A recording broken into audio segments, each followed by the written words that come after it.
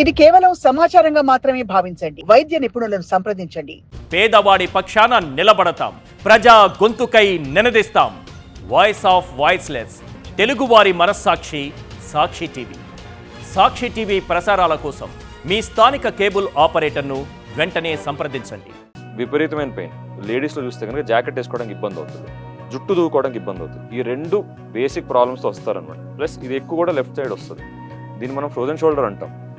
ఇది అరుగుదల కాదు, ఇది ఇంజురీ కూడా కాదు. ఫ్రోజన్ షోల్డర్ అని చెప్పడానికి వాట్ ఆర్ ద సిమ్టమ్స్? రెస్ట్కి వచ్చిన తర్వాత కొంచెం నొప్పి స్టార్ట్ అవుతుంది. డే 1 పెయిన్ స్టార్ట్ అయినప్పుడు డే 30 నుంచి డే 40కి వాళ్ళకి డౌట్ వస్తూ ఉంటుంది, ఇదేదో మనకు నార్మల్గా లేదని. అంతలోకి అంతా గూగుల్ రీసెర్చ్ చేస్తారు, యూట్యూబ్లు చూస్తారు, అయినా కూడా తగ్గపోయినప్పుడు అప్పుడు వస్తారు డాక్టర్. అండ్ ఈ అరుగుదల, బోన్స్ అరుగుదల, ఫ్రేమ్ ష్రింక్ అయిపోవడం ఏజ్తో వచ్చేది, దానివల్ల కూడా కొంత ఈ పెయిన్ వస్తుందండి. ఆస్టియోపీనియా వల్ల బోన్ పెయిన్స్ రావడం కామన్ అండి. అయితే మీరు ఫ్రేమ్ ష్రింక్ అవడం అంటే పేషెంట్ కొంచెం వంగిపోవడం, కుంగిపోవడం లాగా. అదే, అంతేకాకుండా వాళ్ళ విడ్త్ తగ్గిపోయి బట్టలు ముందు కుట్టించుకున్న బట్టలు లూజ్ అయిపోయి షోల్డర్ జారిపోతూ ఉంటుంది. చాలా మంది చూసాం. 25 నుంచి 45 వరకు ఎలా బతికాడన్న దాన్ని బట్టి 55 to 75 వాళ్ళ బాడీ అలా మెయింటైన్ అవుతుంది.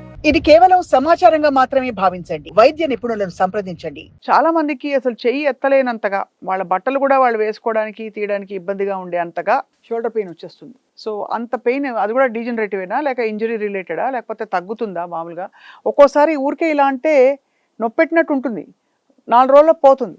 అలా వచ్చిపోవడానికి కారణం ఏంటి? ఫస్ట్ క్వశ్చన్ ఆన్సర్ చేస్తానండి. ఫస్ట్ ఏంటంటే, మీరు అనేది విపరీతమైన పెయిన్ లేడీస్లో చూస్తే కనుక జాకెట్ వేసుకోవడానికి ఇబ్బంది అవుతుంది, జుట్టు దూకోవడానికి ఇబ్బంది అవుతుంది. ఈ రెండు బేసిక్ ప్రాబ్లమ్స్తో వస్తారనమాట. ప్లస్ ఇది ఎక్కువ కూడా లెఫ్ట్ సైడ్ వస్తుంది. దీన్ని మనం ఫ్రోజన్ షోల్డర్ అంటాం. ఇది అరుగుదల కాదు, ఇది ఇంజురీ కూడా కాదు. ఇది ఏంటంటే మన జాయింట్ దగ్గర ఉన్న క్యాప్సూల్ దగ్గర ఉన్న మజిల్స్ అన్ని కూడా, మజిల్స్ కానీ కండరాలు కానీ అన్ని టైట్ అయిపోతాయి. కొలాజన్ ప్రాబ్లం అది కూడా. బేసిక్గా ఎక్కువ డయాబెటిక్స్లో చూస్తాము, బట్ నాన్ డయాబెటిక్స్లో కూడా వచ్చే ఛాన్సెస్ ఉంటాయి. ఏమవుతుందంటే మూమెంట్ అనేది రాను మూమెంట్ రెస్ట్రిక్ట్ అవుతుంది, కానీ జాయింట్ పర్సే ప్రాబ్లం ఉండదు. రైట్. బోన్ అంతా బాగుంటుంది, పక్కన క్యాప్సూల్ బాగా బిగిసిపోతుంది అనమాట. సో ఫస్ట్ ఇట్లా ఇప్పుడు 100 మంది చూస్తే కనుక 90% పేషెంట్స్కి ఏం ఇష్యూస్ ఉండవు. మెడికేషన్స్ పెట్టి, ఐస్ ప్యాక్ పెట్టి, ఫిజియోథెరపీ చేయమని చెప్తాం. 10 పేషెంట్స్లో ఒక 5గురికి 6గురికి మనం ఇంజెక్షన్ ఇస్తే సరిపోతుంది. మిగతా ఒక్కరికో ఇద్దరికో రేర్గా సర్జరీ అవసరం పడుతుంది. అయితే ఈ ఫ్రోజన్ షోల్డర్ అనేది వచ్చినప్పుడు ఏజ్ కూడా 40 to 45లోనే స్టార్ట్ అవుతుంది.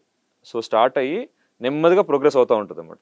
ఒక డాక్టర్ దగ్గరికి వెళ్ళకపోతే ఆ డిసీజ్ అని కాదు, ఈ ప్రాబ్లం అనేది ఒక 16 to 18 months ప్రోగ్రెస్ అయ్యే ఛాన్స్ ఉంటుంది. సో ఫస్ట్ టైం వస్తుంది, బాగా పెయిన్ ఉంటుంది, మూవ్మెంట్ చేస్తూ ఉంటారు, పెయిన్ ఉంటుంది, నెమ్మదిగా పెయిన్ తగ్గుతుంది, మూవ్మెంట్ తగ్గిపోతూ ఉంటుంది. సో ఇదనమాట, ఇలా ప్రోగ్రెస్ అవుతూ ఉంటుంది. స్టేజెస్ ఉంటాయి, 1, 2, 3 స్టేజెస్ ఉంటాయి. ఆ స్టేజ్ 1 నుంచి స్టేజ్ 3కి డాక్టర్ దగ్గర చూపించుకోకపోతే 18 months పడుతుంది. మనం ఏం చేస్తాం, మనకు దగ్గరకు వచ్చేసరికి we are trying, it's a self limiting disease.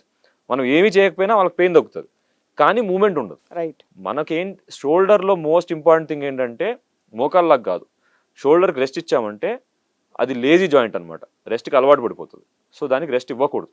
So అలా అని ఎక్కువ మూమెంట్ చేపిస్తే అక్కడ పెయిన్ ఉంటుంది, వాళ్ళకి పాపం పెయిన్తో చేయలేరు. సో అదొక బ్యాలెన్స్. పూర్వం నీళ్లు తోడేవాళ్ళు, ఆటోమేటిక్గా ఎక్సర్సైజ్ అయిపోయేదండి. అంటే పాత పద్ధతులు చూస్తే ఎంత లాజికల్గా ఉన్నాయి ఇవన్నీ అని అనిపిస్తుంది. బికాజ్ ఒక్కొక్క జాయింట్కి, మజిల్కి కావాల్సిన ఎక్సర్సైజ్ అంతా ఆటోమేటిక్గా ఇంటి పనులు చేసుకుంటే వచ్చేసేది. ఇల్లు ఉడిచేవాళ్ళు. ఇప్పుడు of course it sounds very brutal, అంటే ఏంటి ఆ లేడీస్ పని చేయాలా అని చెప్పి అన్నట్టు ఉంటుంది. కానీ బట్ సో మరి ఈ ఫ్రోజన్ షోల్డర్ ఒకవేళ మొదలైంది, ఇది ఫ్రోజన్ షోల్డర్ అని చెప్పడానికి what are the symptoms? Mild పెయినా, లేకపోతే ముట్టుకుంటే వచ్చే పెయినా, ఆర్ కంప్లీట్గా డిస్ఫంక్షన్గా తయారైతేనే డాక్టర్ దగ్గరికి వెళ్ళాలి? మీకు ఇప్పుడు మీరు నార్మల్గా పొద్దు నుంచి రాత్రి వరకు పని చేస్తున్నారు, నార్మల్ పనులు అనుకోండి, మీ పనులు మీరు చేసుకుంటున్నారు, మీ పనులు చేసుకుని రెస్ట్కి వచ్చారు. రెస్ట్కి వచ్చిన తర్వాత కొంచెం నొప్పి స్టార్ట్ అవుతుంది. అంటే మూమెంట్ ఏం ప్రాబ్లం లేదు, కానీ నొప్పిగా అనిపిస్తుంది. ఆ నొప్పి రోజు కంటిన్యూ అవుతుంది. మీరు ట్యాబ్లెట్స్ అంటే మీకు అప్పటికి మీకు ట్యాబ్లెట్స్ తీసుకోవాలి అని అనిపించదు. ఏదో ఉందిలే నొప్పి, 2-3 రోజులు తగ్గిపోద్ది అనుకుంటారు. కొంతమంది ఆ ఓలిని జెల్ పెడతారు, సో స్ప్రే చేస్తారు. ఇలా 2 to 3 days అయినా కూడా మీకు ఆ పెయిన్ తగ్గట్లేదు. ప్లస్ ఇట్లా కొంచెం మీకు ఏదో చెయ్యి ఎత్తుతుంటే ఎక్కడో ఒక మూమెంట్ చేయంగానే ఎక్కడో తగులుతున్నట్టు అనిపిస్తుంది, ఎక్కడో నాకు ఇది కరెక్ట్గా అంతకుముందు వచ్చిన పెయిన్స్ లాగా లేదే ఏంటిది, నా మూమెంట్ తగ్గిపోతుంది. సో బేసికలీ సివియర్ పెయిన్ ఉండి కొంచెం మూమెంట్ తగ్గుతుంది అంటే కనుక మన దగ్గరకు వస్తారండి.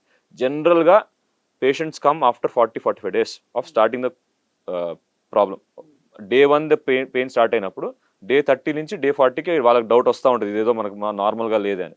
అంతలోకి అంతా గూగుల్ రీసెర్చ్ చేస్తారు, యూట్యూబ్లు చూస్తారు, వాళ్ళ చిట్కాలు వాళ్ళు వాడతారు, అయినా కూడా తగ్గపోయినప్పుడు అప్పుడు వస్తారు doctor. Dose generally day 40, day 45. ఈ ఆస్టియోపీనియా అండ్ ఈ అరుగుదల, బోన్స్ అరుగుదల, ఫ్రేమ్ ష్రింక్ అయిపోవడం ఏజ్తో వచ్చేది, దానివల్ల కూడా కొంత ఈ పెయిన్ వస్తుందండి. ఆస్టియోపీనియా వల్ల బోన్ పెయిన్స్ రావడం కామన్ అండి. అయితే మీరు ఫ్రేమ్ షింక్ అవడం అంటే పేషెంట్ కొంచెం వంగిపోవడం, కుంగిపోవడం లాగా అదే, అంతేకాకుండా వాళ్ళ విడ్త్ తగ్గిపోయి బట్టలు, ముందు కుట్టించుకున్న బట్టలు లూజ్ అయిపోయి షోల్డర్ జారిపోతూ ఉంటుంది, చాలా మందికి చూసాం. అంటే దట్ ఈస్ ఇప్పుడు ఒక మనిషి 25 నుంచి 45 వరకు ఎలా బతికాడన్న దాన్ని బట్టి 55 to 75 వాళ్ళ బాడీ అలా మెయింటైన్ అవుతుంది. ఎందుకంటే people who are hard working, మీరు అంతకుముందు మన తాతలు ముత్తాతల టైంలో చూసుకుంటే చాలా ఫార్మింగ్ చేసేవాళ్ళు, బరువులు మోసేవాళ్ళు, వాళ్ళ ఫ్రేమ్స్ ఇంకా మా తాత బాగా భలే ఉండేవాడు 90 years కూడా అనేవాళ్ళు. అది ఎందుకంటే వాళ్ళంతా హార్డ్ వర్క్ చేస్తారు కాబట్టి వాళ్ళ బోన్ స్ట్రెంత్ చాలా ఎక్కువ ఉంటుంది.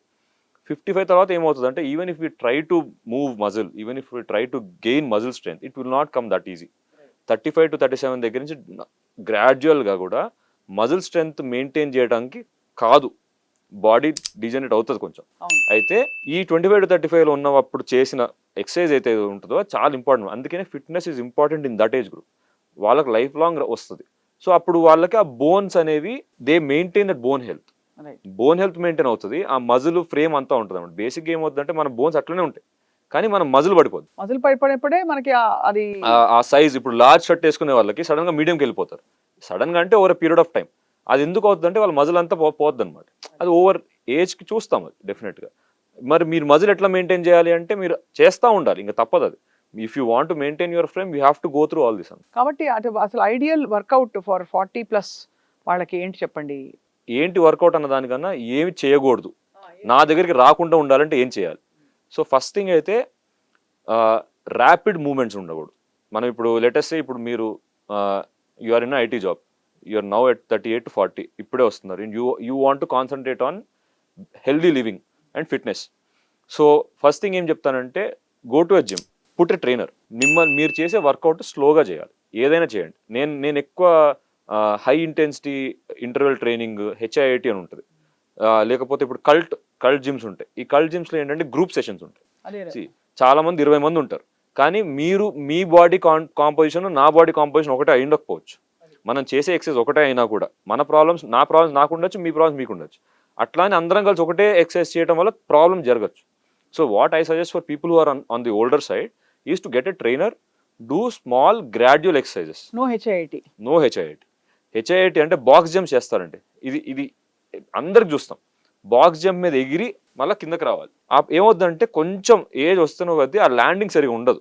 సో మనం ఇక్కడ పాదం, ఇది పాదం అనుకోండి, ఇక్కడ ల్యాండ్ అవ్వాలి, ఇక్కడ ల్యాండ్ అవుతారు, ఇది జారుతుంది, చేతుల మీద ల్యాండ్ అవుతారు, ఈ 2 wrists ఫ్రాక్చర్ అవుతాయి. అమ్మో, అదే జారుతారు, మోకాలు కరెక్ట్గా ల్యాండ్ అవ్వదు, ACL లిగమెంట్ తెగుతుంది.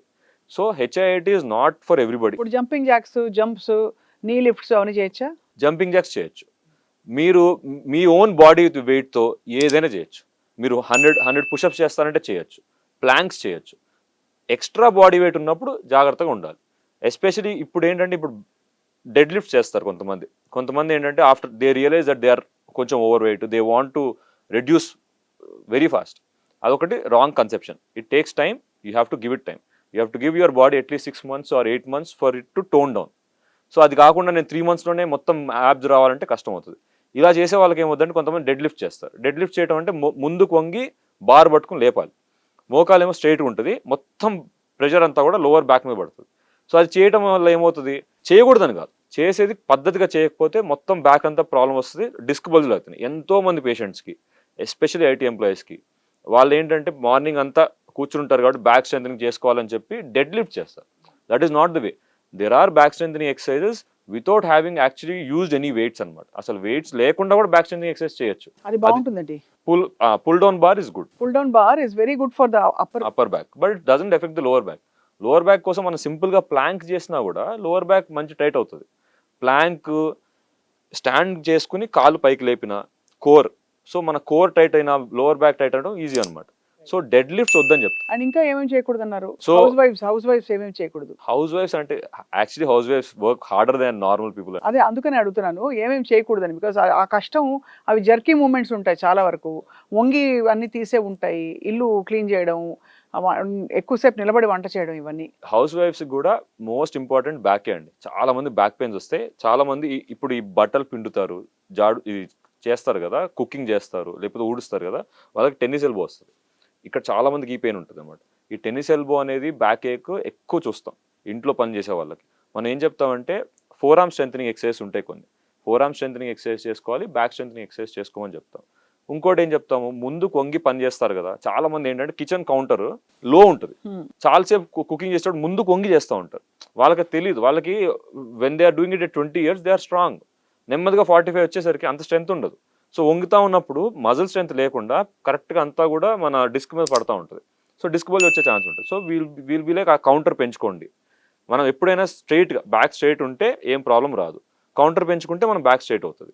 కూర్చునేటప్పుడు ఎట్లాగో పని చేసేటప్పుడు ప్రెషర్ పడుతుంది, కూర్చునేటప్పుడు మొత్తం బ్యాక్ అంతా కూడా చైర్ మీద వేసి కూర్చోండి అని చెప్తాం. ఇదే women if she's a working women, if she's sitting in front of desk, ఇట్లా కూర్చొని పని చేయడం కష్టం అవుతుంది. ఎందుకంటే ల్యాప్టాప్ దూరంలో ఉంటుంది. డెస్క్ దగ్గర తెచ్చుకుని 2 ఎల్బోస్ డెస్క్ మీద ప్లాంట్ చేయాలి.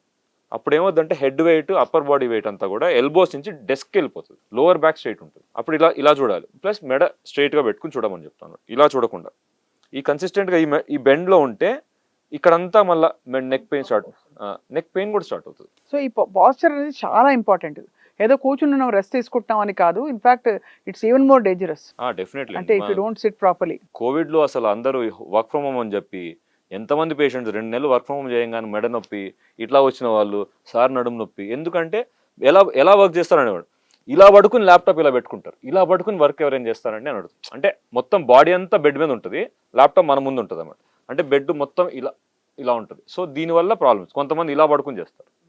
అసలు నేను చెప్పేది ఏంటంటే bed is for sleeping, sofa is for relaxing. If you want to work on your desk and in table. So ఏది లేకపోయినా మీరు అన్నట్టు ఇంట్లో ఉండేవాళ్ళు జిమ్కి వెళ్ళకపోయినా కూడా గైడెడ్ వీడియోస్తో ఇంట్లో వీడియోలు చేసుకుంటూ ఏదో ఒక వర్కౌట్ అయితే చేయడం అవసరం. డెఫినెట్లీ. అది కానీ ఎవరో ఒకరు గైడ్ ఉండాలి. అంటే ఆన్లైన్ అయినా సరే ఎవరో ఒకరు ఉంటే బెటర్, గైడ్ ఉంటే better. Right. Yeah. So doctor Raviteja Reddy గారు చాలా ఇంపార్టెంట్ విషయాలు, చాలా ప్రాక్టికల్ యూస్ఫుల్ ఇన్ఫర్మేషన్ ఇచ్చారు ఇవాళ. ఐ థింక్ చాలా మంది బెనిఫిట్ అవుతారు మీరు ఇచ్చిన ఇన్ఫర్మేషన్తో.